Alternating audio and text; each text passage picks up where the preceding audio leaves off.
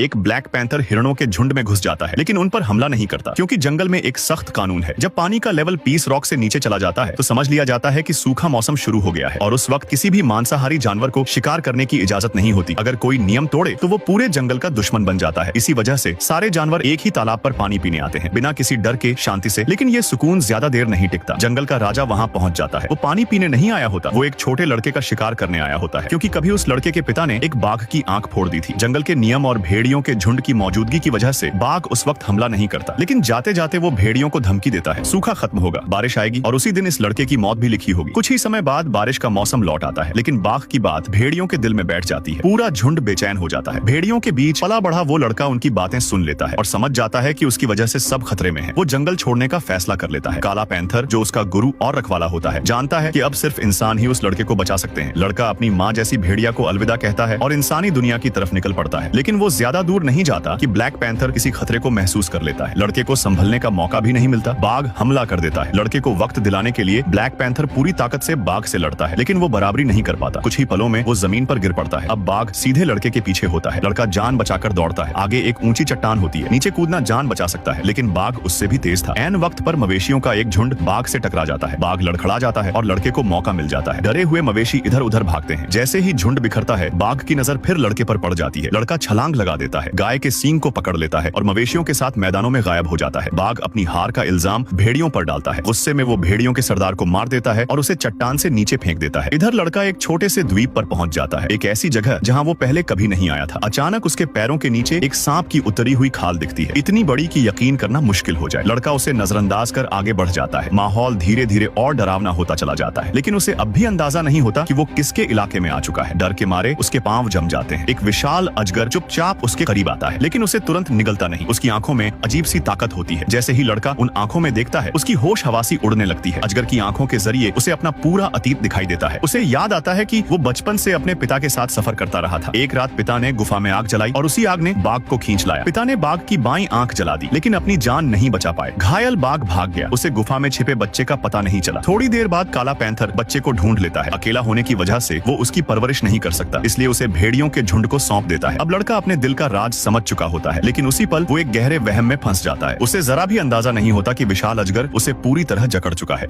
ये छोटा लड़का चट्टान पर चढ़कर मधुमक्खियों का छत्ता गिराने की कोशिश कर रहा था। थोड़ी देर में छत्ते का एक बड़ा टुकड़ा चट्टान के नीचे खड़े एक जंगली सुअर से जा टकराया। उसी वक्त पास ही मौजूद एक भूरा भालू मजे से शहद चाटने लगता है। उसने सुअर के शरीर पर लगा शहद भी नहीं छोड़ा। उस लड़के का नाम मोगली था। कुछ समय पहले भूरे भालू ने उसे सांप के मुंह से बचाया था। उसी एहसान के बदले मोगली ने ढेर सारा शहद इकट्ठा करना शुरू किया और अपने शहद निकालने